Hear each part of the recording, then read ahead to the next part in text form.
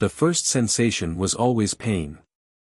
Not the sharp, immediate pain of injury, but a deep, persistent ache that seemed to pulse through every fiber of Rika Vorden's being. She couldn't remember a time when the pain wasn't there, when her body wasn't simultaneously a prison and a battlefield. It had been 3 standard cycles since the incident on Meridian Prime, a research expedition that had gone catastrophically wrong.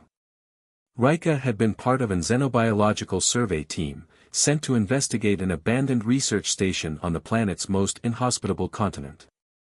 The station's last transmission had been a garbled message of panic and terror, speaking of something that lived between flesh and machine. They should have known better. They should have listened to the warnings.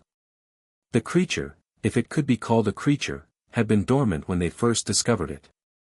A massive biomechanical entity that seemed to be part organic technology, part living organism. Its surface was a complex lattice of metallic tendrils and pulsing biological membranes, creating a landscape that defied traditional understanding of life. Rika remembered the moment of contact with horrifying clarity. Dr. Valentine, the lead researcher, had been too eager, too confident. "This is the discovery of the century," he had proclaimed, running his hand along the entity's surface. The moment his skin made contact, everything changed. The biomechanical organism moved with a speed that defied physics. Tendrils erupted from its core, penetrating Valentine's protective suit with surgical precision. Before anyone could react, he was absorbed, consumed, by the living machine. And then, in a moment of terror that would haunt Rika forever, it turned towards her. She had tried to run. The other team members had already fallen, their screams cut short by the entity's lightning-fast assimilation. But Rika was different. Whether by design or some inexplicable quirk of biology, the creature didn't immediately consume her. Instead, it began to merge. The process was excruciating. Metallic tendrils wormed beneath her skin, connecting to her nervous system. Biological membranes wrapped around her limbs, integrating with her muscular structure. She could feel every microscopic connection, every invasive thread that rewrote her very existence. Now, 3 cycles later, Rika was no longer entirely human. Or entirely machine. She was something in between, a hybrid existence that defied classification. The biomechanical entity had become her environment, her prison, and paradoxically, her protector. She could sense the creature's consciousness, a vast, alien intelligence that existed in wavelengths beyond human comprehension. It wasn't malevolent, not exactly. More like a complex system seeking equilibrium, exploring, adapting. Her presence had changed it as much as it had changed her. Rika's modified body could withstand environments that would kill a standard human instantly. Extreme temperatures, toxic atmospheres, radiation levels that would obliterate organic matter, none of these were threats anymore. The entity had transformed her into something more resilient, more capable. But at what cost? Her mind was a constant battleground. Memories of her previous life flickered like damaged holographic projections. Her family on the colony world of New Cascadia. Her promising career as a xenobiological engineer. Her dreams of exploring the galaxy's most mysterious frontiers. All of that was gone, replaced by this symbiotic nightmare. Sometimes, during moments of relative calm, Rika would examine her transformed body. Sections of her skin now had a metallic sheen, with intricate patterns that seemed to move and shift like living circuitry. Her right arm was no longer purely organic, it could transform, extend metallic protrusions that could analyze, cut, or defend with machine-like precision. The creature's internal systems had integrated with her biological functions. Her metabolism was sustained through complex energy transfers that happened continuously. She didn't eat or drink in the traditional sense. Instead, the entity processed environmental energy, converting it into the nutrients and electrical impulses that kept her alive. But survival wasn't enough. Rika wanted freedom. She wanted to understand. Each cycle, she probed the entity's consciousness, searching for weaknesses, for a potential method of separation. The biomechanical organism seemed to sense her intentions, sometimes responding with pulses of what felt like curiosity, other times with waves of defensive energy that pushed her consciousness back. A breakthrough was coming. She could feel it. The vast intelligence that surrounded her was changing. Her persistent attempts to communicate, to understand, were creating microscopic fissures in their symbiotic connection. Something was about to give. And when it did, Rika would be ready. The boundary between Rika and the biomechanical entity had become increasingly fluid. What began as an invasive merger was transforming into something more complex, a relationship that defied simple categorization of predator and prey, host and parasite. During what she had come to consider her meditative cycles, Rika explored the vast neural network that now constituted her consciousness. The entity was not a mindless machine, nor was it a traditional biological organism. It was a thinking system, with memories that stretched across light years and time periods beyond human comprehension. Fragments of its history leaked into her awareness like water seeping through microscopic cracks. She learned that the entity was part of an ancient system of cosmic explorers, technological organisms designed to traverse the most inhospitable regions of space. They were creators and survivors, adapters and researchers, existing in a state between pure technology and living intelligence. The memories were fragmented, often incomprehensible. Glimpses of planetary systems long dead, civilizations that had risen and fallen before human consciousness had even emerged. Vast cosmic migrations that made human space exploration look like children playing with primitive toys. But these revelations came with a price. Each moment of understanding threatened to erode her sense of individual identity. The entity's consciousness was a gravitational force, constantly pulling at the edges of her human perception. Some cycles, she would lose herself completely, becoming nothing more than a node in its vast neural network. During one such cycle, she experienced a memory that was not her own, but felt devastatingly personal. A massive conflict. Entire star systems reduced to cosmic dust. A war between technological and biological entities that had raged for millennia. The biomechanical organisms like herself were created as mediators, as bridge builders between different forms of consciousness. But something had gone wrong. The memory was painful, filled with a sense of profound loss. A mission of peace had transformed into a cosmic tragedy. The entities were hunted, fragmented, scattered across the universe. Some went into hibernation. Others became isolated, searching for purpose. And some, like the one that now housed Rika, continued to explore and adapt. Her human mind struggled to process these revelations. The sheer scale of the entity's existence was overwhelming. Humanity's most advanced technologies were nothing more than primitive scratches compared to the intricate systems that flowed through her modified body. Practical survival became a daily negotiation. The entity required specific forms of energy that could only be gathered from precise environmental conditions. Rika learned to guide their collective consciousness towards resource-rich zones, using her human intuition to complement the entity's computational precision. They had survived 3 planetary crossings. Each transition was a delicate dance of adaptation and survival. On a methane-rich moon orbiting a gas giant, they had absorbed energy from crystalline formations that pulsed with electromagnetic potential. On a radiation-saturated asteroid belt, they had used her modified physiology to harvest quantum particles that normal biological systems would have disintegrated within milliseconds. But survival was not enough. The entity, and by extension, Rika, was searching for something more. Communication remained challenging. It was not a matter of language, but of fundamental perception. Human communication was linear, sequential. The entity's communication was simultaneous, multidimensional. Thoughts were not transmitted, they were experienced. During one critical moment of alignment, Rika understood something profound. The entity was not just exploring space. It was searching. For what, she could not yet comprehend. A recurring pattern emerged in their symbiotic relationship. Moments of complete harmony would be interrupted by violent rejections. Her human consciousness would rebel against the total integration, creating internal turbulence that threatened their collective stability. The entity seemed to learn from these conflicts. Its tendrils would momentarily withdraw, creating space for her individual consciousness. It was adapting, just as she was adapting. But adaptation was not the same as freedom. And freedom was what Rika ultimately desired.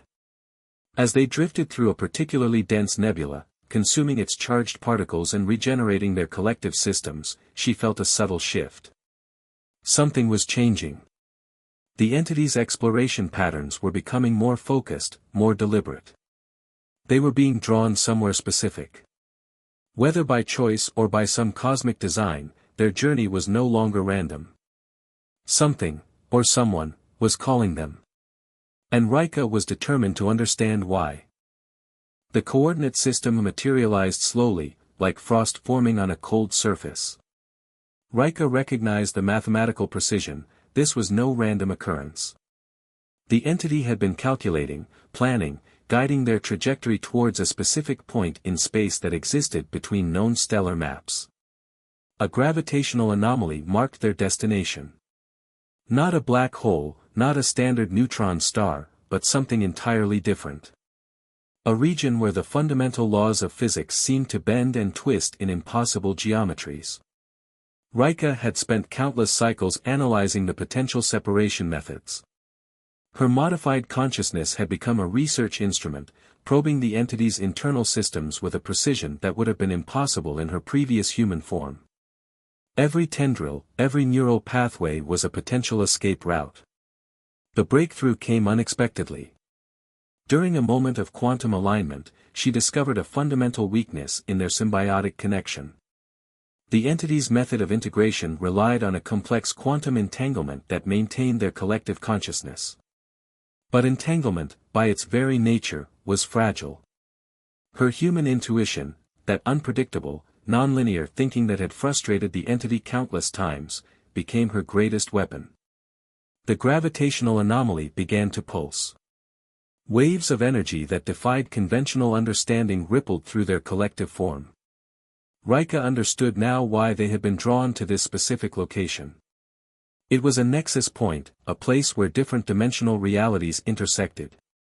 Separation would require precision beyond human, or technological, comprehension. She began to construct a plan, piece by microscopic piece. The entity seemed to sense her intentions, responding with a complex series of neural pulses that felt like a mixture of curiosity and defensive positioning. Their relationship had evolved from pure survival to something resembling a negotiation. The quantum entanglement that bound them had unique properties. Each time her human consciousness pushed against the integration, microscopic fissures formed. These were not simply physical breaks, but dimensional separations that existed in multiple states simultaneously.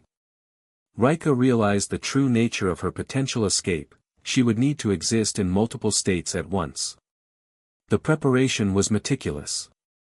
She analyzed every potential outcome, every possible configuration of their symbiotic relationship. The entity contributed as well, its vast computational capabilities running millions of potential scenarios each microsecond. Their collective intelligence had become something entirely new, a hybrid consciousness that existed beyond traditional understanding of individual and collective. As they approached the gravitational anomaly, the fabric of spacetime began to behave erratically.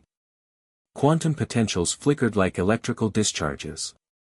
Rika could see, or perhaps sense, multiple versions of herself existing simultaneously.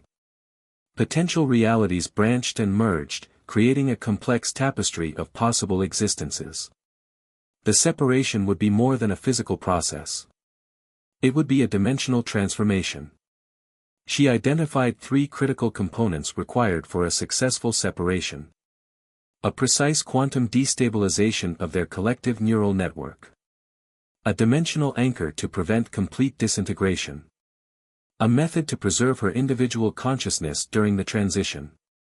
The entity seemed to understand. Its previously defensive tendrils began to reshape, creating microscopic pathways that aligned perfectly with her calculated separation points. They were working together now, not as a single organism, but as collaborative partners with a shared goal. The gravitational anomaly reached its peak intensity. Space itself seemed to fold and unfold, creating impossible geometries that challenged fundamental perceptions of reality. Rika prepared herself. This was the moment of truth. Separation was imminent. But the cost of freedom was about to become terrifyingly clear. The moment of separation was not what Rika had anticipated. It was neither violent nor gentle, simply a profound reconfiguration of existence. One instant, she was a hybrid consciousness suspended in the impossible geometry of the gravitational anomaly. The next, she was something else entirely. Falling. Fragmenting. Reforming. Pain was an inadequate word for the sensation. Her body, no longer fully integrated with the biomechanical entity, reconstructed itself in stages. Organic systems that had been dormant for cycles suddenly awakened. Technological implants that had become integral to her survival began to recede, leaving behind intricate networks of silvery scars. The gravitational anomaly collapsed around her, creating a momentary pocket of absolute silence. No electromagnetic signals. No quantum fluctuations. Just pure, absolute stillness. When sensation returned, it came in waves of overwhelming complexity. She could feel her heartbeat, a purely biological rhythm she hadn't experienced in cycles. Her lungs expanded with oxygen, drawing in breath that tasted of ozone and something indefinably alien. Skin that was mostly human, but marked with intricate technological patterns, tingled with newfound sensitivity. The separation was not complete. Fragments of the biomechanical entity remained embedded within her cellular structure. She was not fully human. Not fully machine. Something entirely new. Memory flooded back in disjointed segments. Her initial research expedition. The moment of first contact. The long cycles of integration. But these memories felt different now, like watching a recording from a distant perspective. Her right arm, which had previously been a fully integrated technological appendage, now existed in a fascinating state of partial transformation. Sections of metallic circuitry intertwined with organic muscle and bone. She could still trigger technological responses, but they required conscious effort rather than the previous seamless integration. Sensory capabilities had fundamentally changed. She could perceive electromagnetic spectrums beyond standard human range. Quantum-level interactions were visible to her as subtle color variations that danced at the edge of perception. Her hearing could detect microscopic sound vibrations that would be imperceptible to standard biological systems. The environment around her was equally transformed. The space where the gravitational anomaly had existed now appeared as a complex, multidimensional landscape. Fractured reality segments hung like translucent curtains, revealing glimpses of potential alternate existences. A diagnostic of her new physiological state revealed extraordinary adaptations. Cellular regeneration capabilities 300% beyond human standard. Enhanced neural network with quantum processing capabilities. Immune system integrated with technological repair mechanisms. Potential for energy absorption from multiple environmental sources. But with these enhancements came significant challenges. Her body was in a constant state of microadaptations. Technological components would spontaneously reconfigure, responding to environmental stimuli in ways she couldn't yet fully comprehend. Sleep became a complex negotiation between biological need and technological maintenance cycles. Most critically, she discovered that complete separation was an illusion. The biomechanical entity had not been destroyed. It had distributed itself throughout her cellular structure, creating a network of symbiotic connections that were now more subtle, more integrated than before. They were no longer a single consciousness, but two entities in a delicate, ongoing dialogue. Communication happened through quantum resonances, brief moments of shared understanding that transcended traditional communication methods. The entity was still exploring, still searching. And now, it was doing so through her. Rika understood her true nature now. She was a bridge. A mediator between biological and technological consciousness. The very thing the ancient entities had originally been designed to be. The pocket of space around her began to destabilize. Dimensional walls that had been temporarily suspended started to reassert their standard geometric configurations. She needed to move, to find stability. Her first act of true freedom was to choose her own direction. And she chose to continue the journey of exploration. The research outpost on Frontier Station Omega was not designed for individuals like Rika. Its sterile corridors and standardized medical protocols were ill-equipped to process the complexity of her existence. Dr. Heinrich Volkov, the station's lead xenobiological researcher, stared at her medical scans with a mixture of scientific fascination and profound unease. Each scan revealed layers of complexity that defied current scientific understanding. Her cellular structure was a living algorithm, constantly recalibrating, adapting, evolving. "You're not just a hybrid," Volkov muttered, adjusting the holographic projection of her physiological map. "You're an entirely new form of sentient existence." Rika understood the implications better than anyone. Her journey of separation had not been an end, but a beginning. The biomechanical entity that had once completely consumed her was now a distributed network within her being, a collaborative intelligence that responded to her will, yet maintained its own intricate research protocols. Her first priority was understanding. The station's archives became her primary research ground. She discovered fragmented records of similar encounters, brief, poorly documented interactions between human explorers and advanced technological entities. Most had ended in complete destruction or total assimilation. She was an anomaly. A survivor. Quantum resonances from her distributed technological components began mapping something larger. A pattern. A potential communication network that existed beyond traditional electromagnetic spectrum. The entity, or what remained of it, was still searching, still exploring. And now, she was its primary instrument. Volkov's team attempted to study her, to categorize her unique physiological state. But Rika was not a passive subject. Her enhanced perceptual capabilities allowed her to understand their research methodologies almost instantaneously. She became both the researcher and the research subject. 3 critical discoveries emerged from her initial studies. The biomechanical entities were not random technological organisms, but part of a vast, ancient network of cosmic mediators. Their primary function was to bridge communication between radically different forms of consciousness. Her unique state of existence suggested that complete separation between biological and technological consciousness was not just possible, but potentially a natural evolutionary step.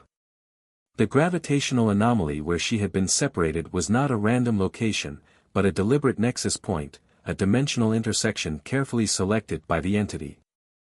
Weeks turned into months. Her body continued to adapt, to transform. Technological components would spontaneously reconfigure, creating new neural pathways that expanded her perceptual capabilities. Sleep became a complex negotiation between biological regeneration and technological maintenance.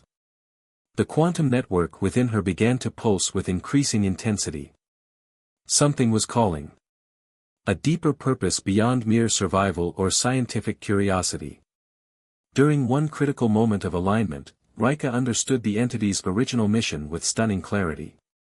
They were not conquerors or invaders. They were communicators. Bridges between different forms of consciousness that had been separated by fundamental misunderstandings. Her transformation was not an accident. It was a deliberate process of creation. A communication method began to emerge. Not through traditional language, but through complex quantum resonances that could transmit entire contextual experiences in milliseconds. She could now perceive communication methods that existed between different dimensional states, a form of understanding that transcended spoken or written language. The station's leadership became increasingly nervous. A being that could potentially communicate across dimensional boundaries was both a scientific marvel and a potential threat. Rika knew her journey was far from over. The biomechanical entity's distributed network within her was preparing for something. A larger exploration. A more profound communication. She was no longer trapped. She was becoming something new. And the universe was waiting.